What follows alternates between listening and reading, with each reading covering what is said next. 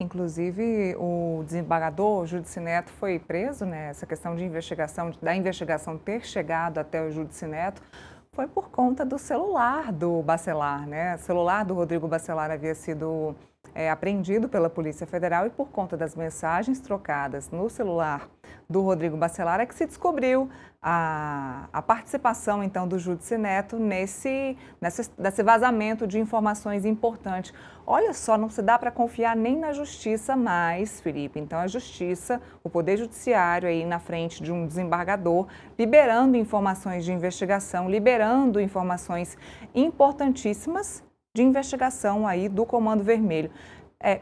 Fica complicado mesmo para a Polícia Federal, para a Polícia Militar ou para a Polícia Civil, seja ela qual for, combater o crime organizado no Brasil, se o crime organizado já tem informação privilegiada antes mesmo da própria polícia, né, Felipe?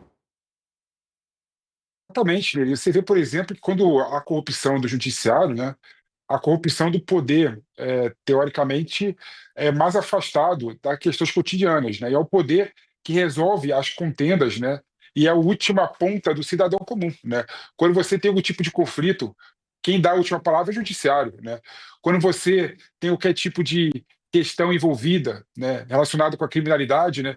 Quem dá amparo às investigações e à operação da polícia é o Poder Judiciário. O Poder Judiciário que autoriza prisões cautelares, é o Poder Judiciário que autoriza busca e apreensão, que autoriza quebra de sigilo bancário.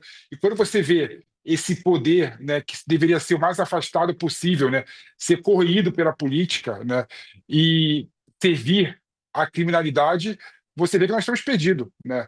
Não dá para a gente aceitar que o Poder Judiciário tenha qualquer tipo de ligação com o crime organizado. Mas, de fato, né, não dá para a gente também ignorar que a criminalidade, né, a organização criminosa, PCC, o Comando Vermelho, está bem brincado, né, com os poderes constituídos em geral. Poder executivo, todo mundo sabe que já está lá dentro faz tempo, né? Poder legislativo, todo mundo sabe que já tem ligação muito espúrias, né, com o crime organizado. Agora, o poder judiciário, isso eu não duvidava, né? Eu não duvidava da situação. Mas quando você vê algo real, algo concreto, né, não dá para não se indignar, né? E você vê que ele dava informação clara sobre a operação da Polícia Federal, da Polícia Civil e Militar do Rio de Janeiro. Imagina o seguinte: um policial, um delegado pedia para o desembargador prisão preventiva e autorização para fazer busca e apreensão. Esse desembargador, na hora, mandava mensagens para a criminalidade se esconder ou agir, né, com a contra-informação, né? É absurdo, absurdo poder judiciário ser corrompido dessa forma. E nós temos dois deputados, né? O TH Joias, que era deputado estadual aí do Rio de Janeiro. Para quem não sabe quem é o TH Joias, é aquele deputado, o Thiago, que foi visto, inclusive ele mesmo publicou fotos na cama dele, na cama de casal dele, assim, com dinheiro, assim, maços e maços de notas de dinheiro. Então ele não escondia isso, andava com correntes de ouro. Então era esse o deputado que estava envolvido, e esse é o desembargador relator do caso do TH Joias. Aí a gente tem um segundo deputado estadual, que é o Rodrigo Bacelar, que vinha a ser o presidente do Parlamento do Rio de Janeiro, foi preso, foi liberado, e agora a gente vê mais uma vez o envolvimento dele nessa mesma situação, nessa mesma operação. Então, a Operação 1 e a Operação 2, mostrando que o Rodrigo Bacelar tem sim envolvimento, e ele continua aí solto, livre, apenas com a tornozeleira eletrônica, mostrando então a força que ele tem, a força, inclusive, que que esse tipo de pessoa tem também junto ao Poder Judiciário. Fica complicado para a Polícia Federal, porque quem deveria dar o exemplo é quem está aí, ó, fazendo o pior, liberando informações sigilosas sobre o Comando Vermelho, sobre a máfia aqui no país. Felipe, complicado agora a situação. Vamos ver se muda alguma coisa na situação do Rodrigo Bacelar, né? Porque agora também pesa contra ele. Eu não vi ninguém falando nada sobre isso, mas também pesa contra ele. Mais uma busca e apreensão. Mais uma busca pressão, né? E você vê que, mais uma vez, né, a política do Estado do Rio de Janeiro, né, a política do Rio de Janeiro em geral, está nas folhas policiais, né? Até quando, né, o povo carioca, o povo fluminense vai ficar refém desses políticos, né, que não atuam em nome do povo, não atuam para melhorar a vida do povo, e pelo contrário, atuam junto da criminalidade para criar o terror, né, no Rio de Janeiro, né? Aí você vê, né, um presidente da Assembleia Legislativa, né, de um partido grande, né, que é o União Brasil, envolvido nessa cena, né, nesse enredo de cinema, né? É algo realmente que não dá para a gente compactuar, né? Eu até entendi naquele momento, né, quando você pega, por exemplo, e vê o que que a Assembleia Legislativa liberou, né, o Bacelar, né, o Alexandre de Moraes resolveu é, deixar, né, o Alexandre de Moraes livre, mas com medidas cautelares, como, por exemplo, o uso de tornozeleira eletrônica e outras coisas, né?